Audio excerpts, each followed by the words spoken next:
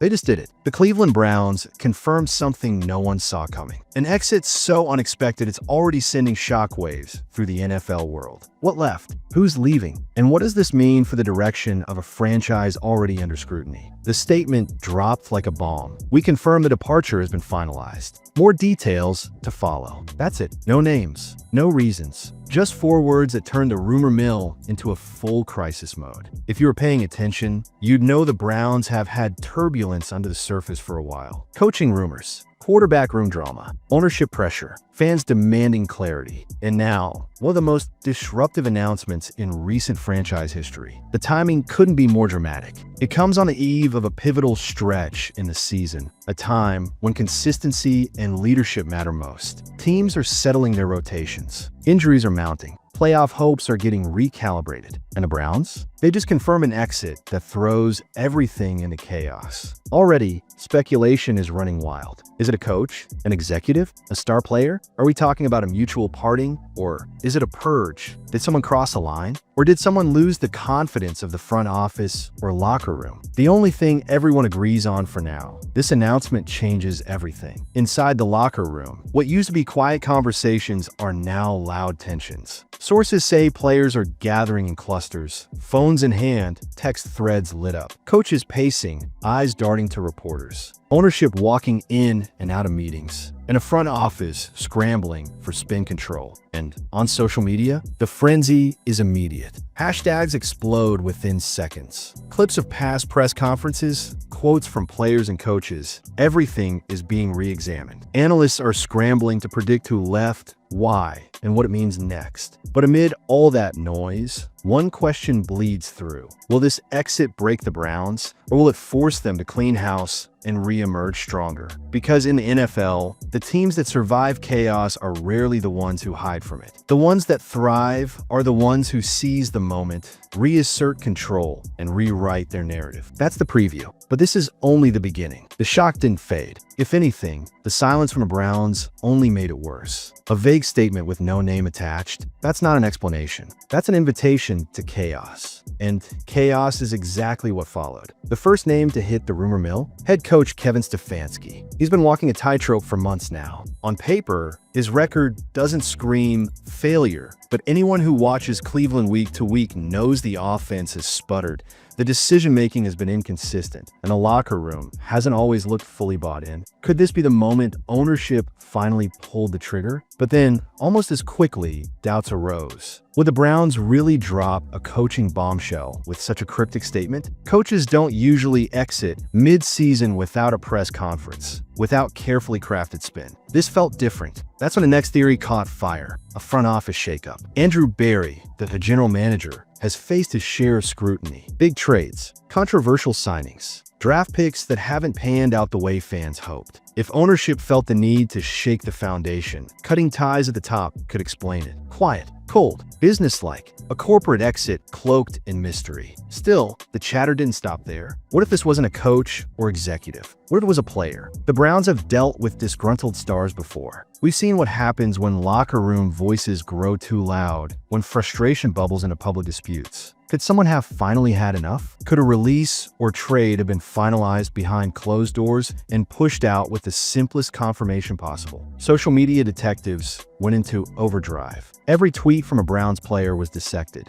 Every Instagram story analyzed like it was evidence in a courtroom. One wide receiver posted nothing but an hourglass emoji. A defensive starter liked a cryptic, "Sometimes endings are blessings" post. Suddenly, everyone had theories, and every theory sounded possible. Meanwhile, the national media only stoked the flames. Talk shows dropped their planned segments. ESPN debated whether this was a franchise-defining moment. FS1 framed it as another chapter in the Browns' long history of dysfunction. The truth? Nobody knew for sure, and that uncertainty made the story bigger by the hour. Inside Cleveland, fans were restless. Season ticket holders flooded radio stations demanding clarity. Local reporters hounded team sources for leaks. But the Browns stayed silent. No follow-up, no names, just one confirmation: someone was gone. And that's what makes this moment so volatile. The unknown. Because in NFL, uncertainty breeds fear. Players start wondering about their own future. Coaches start coaching scared. Ownership looks over its shoulder.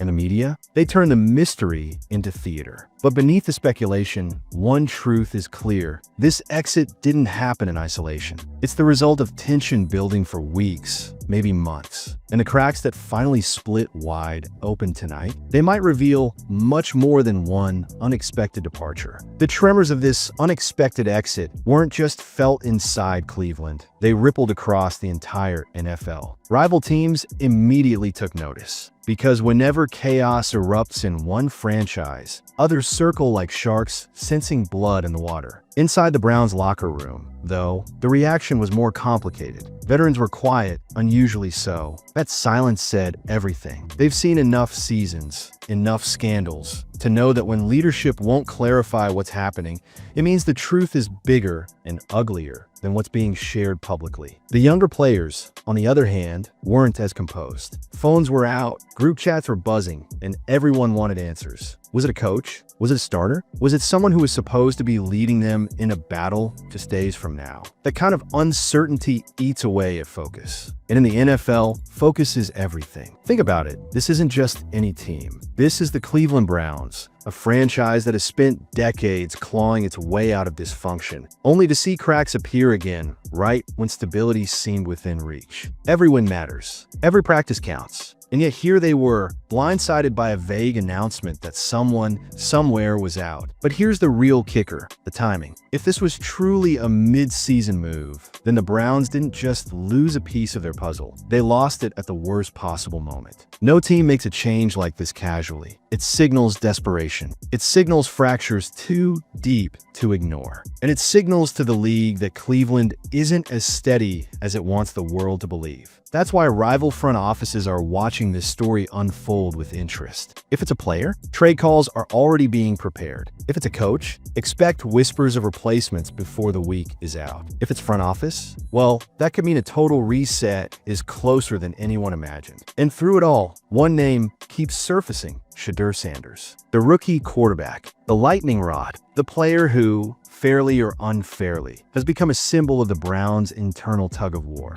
Fans have been demanding a shot. Analysts have been calling for him to play. And yet, the staff has kept him chained to the bench longer than anyone expected. Could this unexpected exit be tied to that tug-of-war? Could someone inside the building have finally clashed with ownership or the coaching staff over how Shedeur is being handled? Deion Sanders, never one to stay quiet when his sons are involved, has already been vocal in defending Shedeur. Imagine what happens if this exit is connected to his son's treatment. Suddenly, this isn't just a Browns problem, it's a national headline with one of the most powerful voices in football pushing the conversation forward. And that's the thing. Right now, this story is shrouded in mystery, but it won't stay that way. In the NFL, the truth always leaks. Always. And when it does, the shockwaves could define not just this season, but the Browns' future for years to come. As the hours tick by, the mystery around the Browns' unexpected exit only deepens. Fans flood social media, demanding clarity. Analysts speculate on live television, throwing out names and scenarios like darts at a board. And yet, the Browns organization remains silent, stone-faced in the eye of the storm. But make no mistake, silence is never neutral. It's strategy. It's an attempt to control the narrative, to keep things contained while scrambling behind the scenes. The Browns know this isn't just about one exit, it's about perception.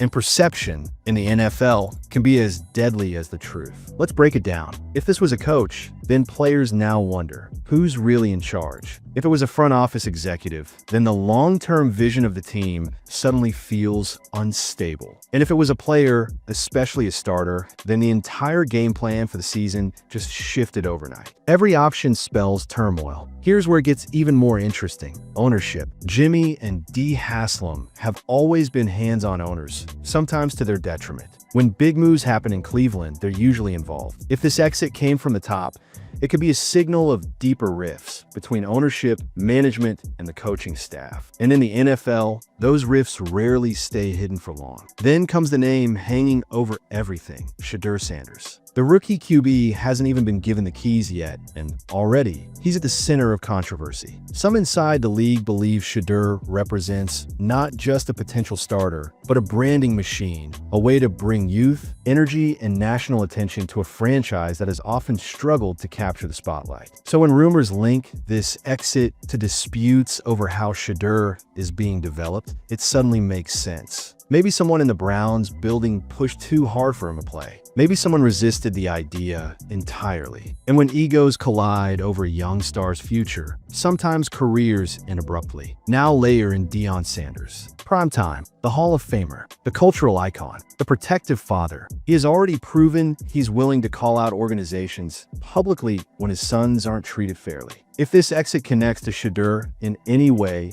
Deion won't sit quietly. He'll shine the brightest spotlight imaginable on the Browns. And that's the last thing a franchise desperate for stability needs. The fallout? It could be seismic. A fractured locker room. A fan base demanding answers. Ownership scrambling to keep players bought in. And opponents circling, ready to exploit every ounce of weakness. This isn't just about who left. It's about what comes next. Because in the NFL, when the foundation cracks, the collapse is rarely slow, it's sudden, brutal, and unforgettable. And right now, the Browns are standing on the edge of that collapse. Fans were divided, but the reaction was undeniable. Some saw the move as a desperate attempt by ownership to regain stability. Others viewed it as validation, proof that the internal pressure, the locker room whispers, the public calls from Deion Sanders himself had finally broken through. And no matter how the team tried to frame it, one truth rang louder than press conferences or PR statements. Cleveland wasn't in charge anymore. Because here's the thing,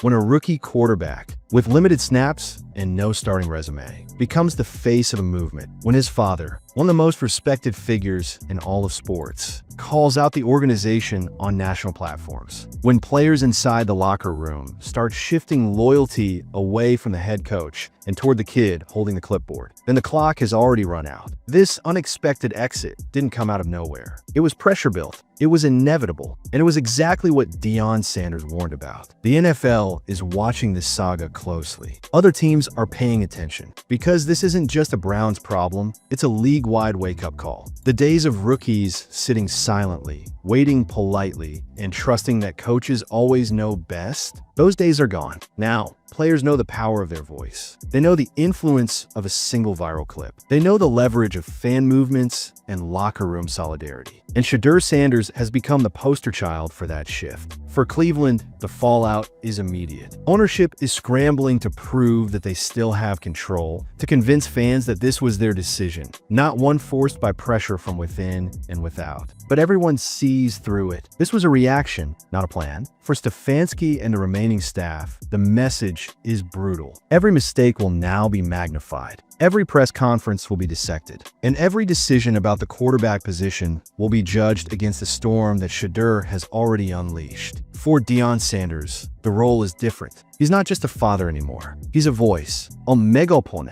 a reminder to NFL front offices that you can't silence talent, you can't ignore truth, and you can't delay destiny. His words carry weight, not because he's flashy, but because he's lived it, and because he's fearless enough to say what others won't. And for Shedeur, the path is clearer than ever. His moment is coming. Maybe not today, maybe not tomorrow, but every snap he takes will now carry meaning. Every throw will be judged not just as football, but as proof that the movement was real, that the hype was justified, that the Browns wasted time and wasted trust by holding him back. This is bigger than football. This is culture. This is power. This is a young quarterback rewriting the script before he even steps on stage. And when the dust settles, when the debates cool, when the Browns finally put Shedeur Sanders under center, the narrative won't belong to the coaching staff. It won't belong to ownership. It won't even belong to the franchise. It will belong to the kid who forced their hand, to the father who refused to stay silent, to the fans who saw through the politics. Because this wasn't just about an unexpected exit, it was about the beginning of a new era. And if Cleveland thought they could control the fire, they just learned the hard way. You can't contain a Sanders. The Browns can shuffle the staff. They can issue their press releases. They could try to spin the story in their favor. But the truth is already written, etched into the culture of the league. Shedeur Sanders isn't waiting anymore. And now, the Browns have no choice but to follow.